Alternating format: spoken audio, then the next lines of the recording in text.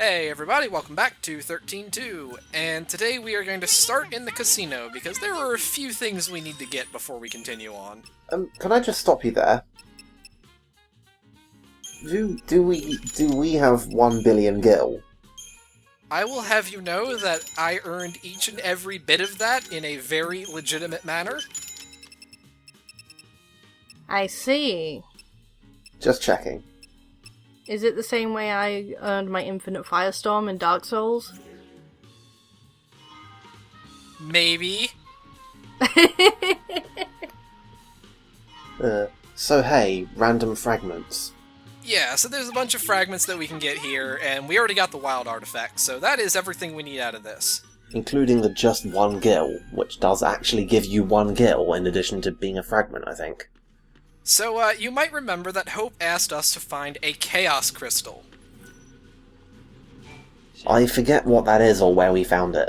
We just got it from the casino. Oh yes. I was paying attention. I swear. I was just testing you. Is Mogga a flan today? Mog is a tomato. Well, it looks like the red flan texture. It is, but... Yeah, aren't flans also tomatoes? You can make flans out of tomatoes. Cheese and tomato flan's pretty good. Ah, you're talking about actual flans. No, I meant that there are literally, like, there are Final Fantasy flan type monsters in the flan species that are also called tomatoes.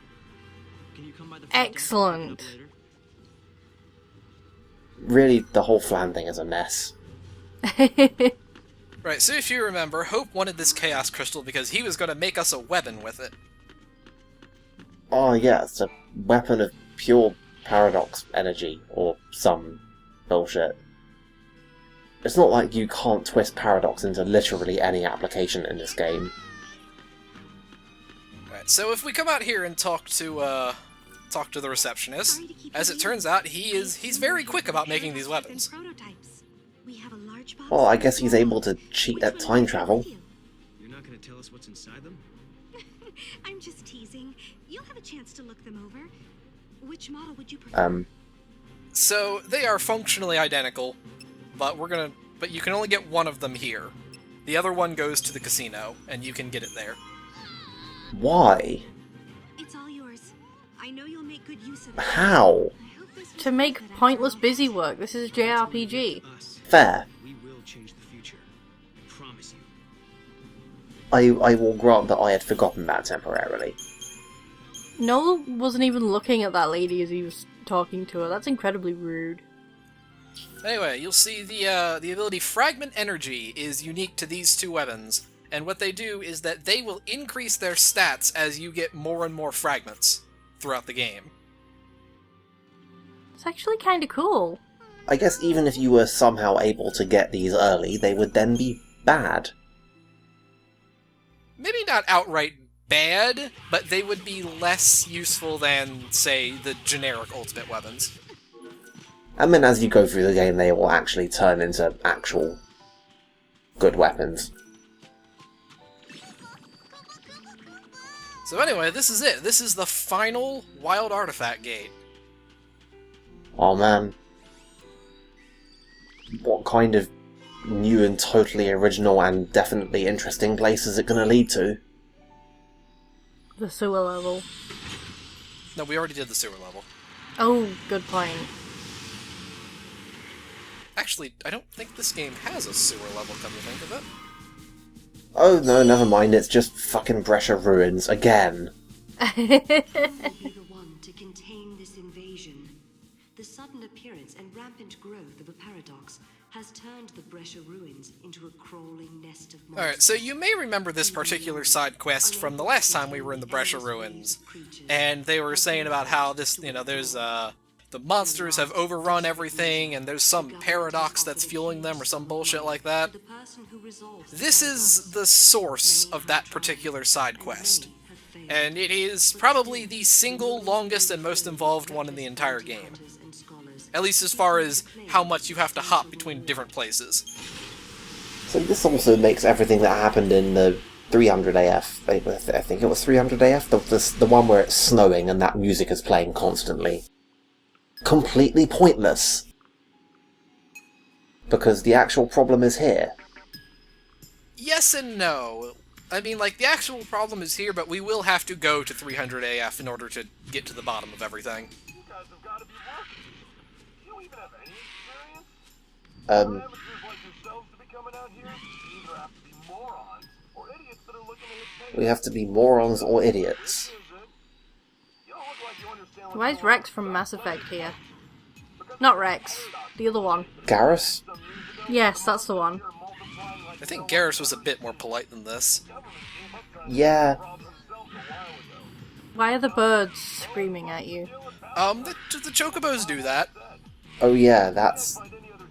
Yeah, they just run around and make aggressive sounds for no apparent reason until you feed them. Well, you know, they're birds. I mean, not just any birds. These are paradox birds, so, you know, double the fun there. That's true. Is there some, like, screen filter that's freaking out in this area? Because it looks like everything keeps flashing sometimes. I think the implication is that it's storming, but I'm not sure.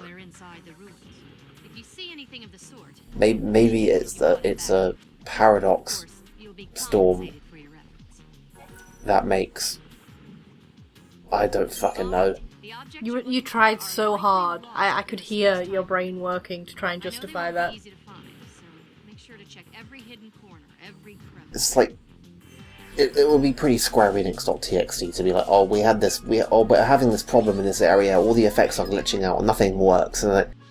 nah, we'll just write it into the plot. Yep. Pure. Okay, now that we're actually seeing it happening, running around, I guess it seems kind of like a lightning storm, only instead of lightning, everything's going dark. I don't know. I don't understand either. Oh well. Purple. There is absolutely nothing interesting about this fight. In fact, we've already seen the purple chocobo, but we get to see lightning in action. Everybody's favorite character. Everyone loves lightning. That's why they keep making these games. Please like lightning more. I mean, based off of this, I can't argue. She's a really good Ravager. Well, they did arbitrarily declare her stats to be high, so... Like, if they were... The Final Fantasy XIII sequel I want is, like, Snow's Time Cop Adventures. Like, why can't they make that game instead? I think you are entirely not alone in that thought. I mean, as we all know, I am a Snow apologist. I was going to say, unfortunately, that would require making a game about snow, and I'm not sure I know, that even really... people like me who fucking hate Snow would love to see Snow and Sarah's Time Cop Adventures. Yeah. You know, apart from the fact that I have complete faith that Square Enix would, like, well, the Square Enix that made this game would utterly fuck it up and make it unbearable. But, you know, accepting that, I would really like to see that. I would also really like to see a game with the plot of Final Fantasy XIII-2 done with any degree of finesse. But I guess we can't always have what we want. That's... okay. This lady has her shit together. Right, yeah, she's not interested in doing the hard work. She's just going to make the weapon and sell it to the government. Yeah, the government will only do good things with it. So what unspeakable horror is going to come out of this void? Ooh! Say hello to Don Tonberry, who is, somewhat oxymoronically, actually much less of a pain than regular Tonberry. Huh. Although it's chiefly because his stagger meter is like a third of what a regular Tonberry is. Oh, he's so cute. They all are. I've been meaning for ages to get one of like the official Square Enix Tonberry plushies. But I never get around to it. I've been meaning to make one. Yeah. You get one with an actual lantern and an actual knife. That's adorable. It'd be great. Unlike this guy, who's extremely irritating.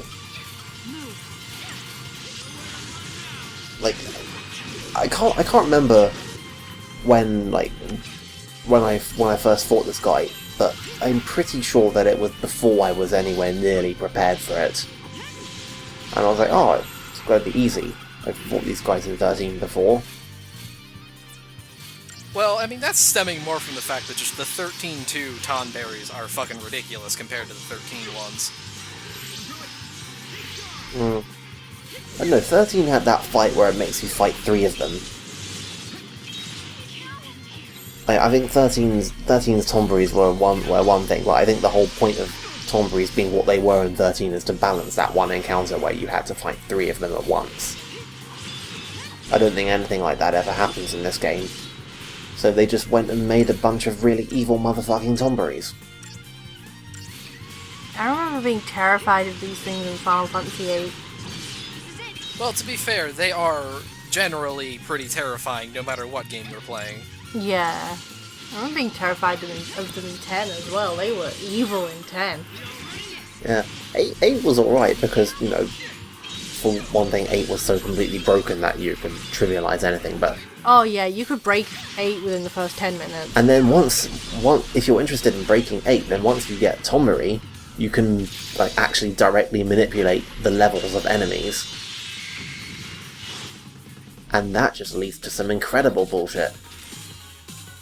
Unfortunately, I missed my 800% capture rate bonus by 1 attack, so we didn't get him. Oh wow. Rip Tonberry. Is he actually any good as a fighter? I don't know. I've never actually used a Don Tonberry. What? You're too darn pretty... That's rude. Well, you know, Noel does have that fabulous hair. He does, but that's a very rude thing to say, random NPC. Would you be interested in a small job? It's nothing very exciting. Maybe he was just doing his best not to mention the stupid parachute pants. And that was the first thing he could think of other than that. Tell him I need the monster analysis report. Okay, sure. Yeah, let's go with that. We know it's a classic JRPG because we're doing random people's busy work. Yep, this guy sounds so bored, by the way. Yeah, that is the voice of a man who is utterly invested in what he's doing. Hey man, you wanna go find my assistant or something? Hey, this is the sewer level, kind of. Well, I don't know if you can really call this a sewer. Maybe it was a sewer once. I mean, it kind of looks like a Prince of Persia level. Ancient societies and JRPGs had some weird ideas for what constituted a sewer, and that is a Paradox Man. Okay. Well, I guess we better talk to him then. I'm missing parts of my memory. Oh good, he has amnesia. You want the monster analysis report? Oh, my boss must have sent you after me. But apparently not the part of the...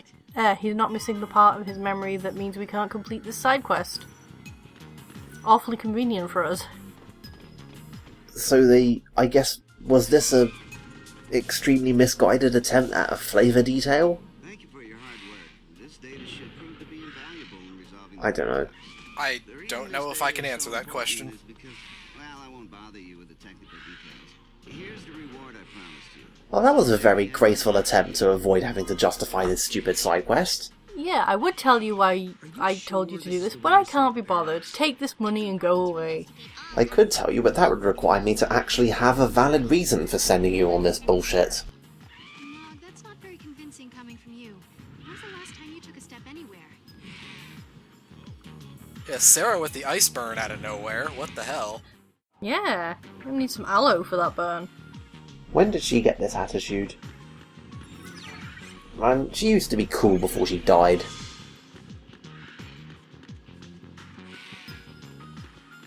I liked Sarah before she was underground. Oh, wow, that was tasteless.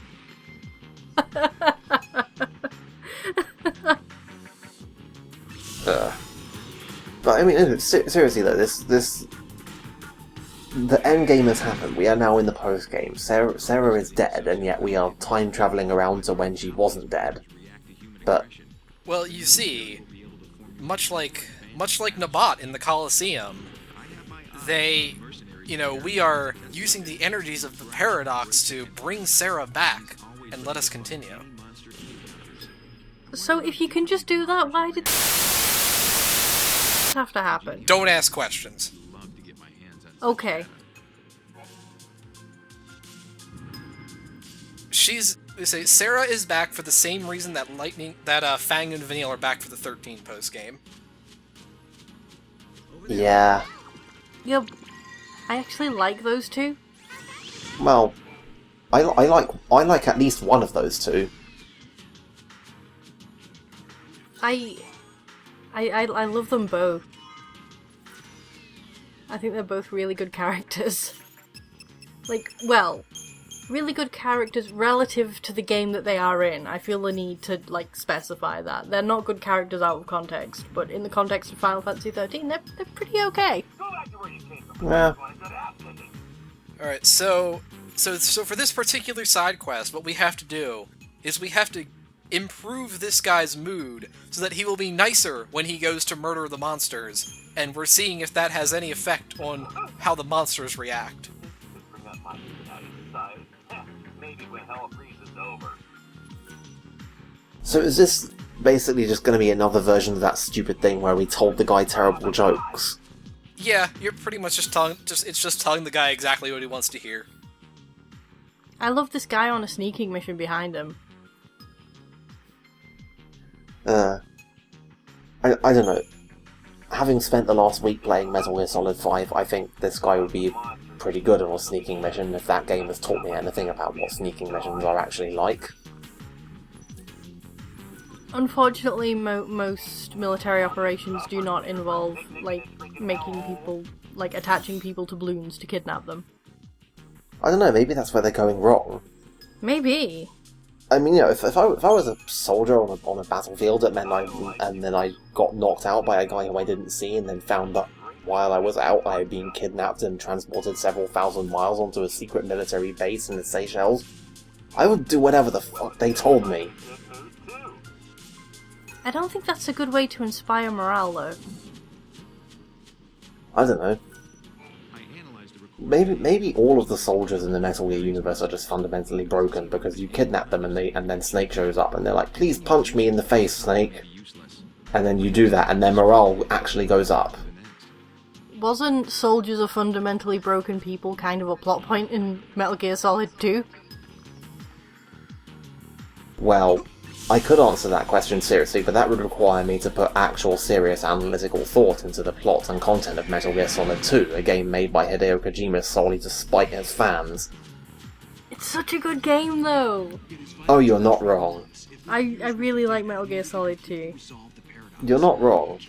Me and my girlfriend watched Let's Plays of it together, and I tried to understand the plot by making notes. And my notes are hilarious. I was gonna ask, how did that end for you? There's one note that's just, I think I understand, and then underneath it is, I don't understand in block capitals and underlined 3 times. Sounds about right. Alright, so this guy needs centuries worth of paradox data in order to complete his research. How many centuries? This is important. We might be able to get him 2 centuries worth next time. I fucking hate this game. Look at that Carbuncle plushie.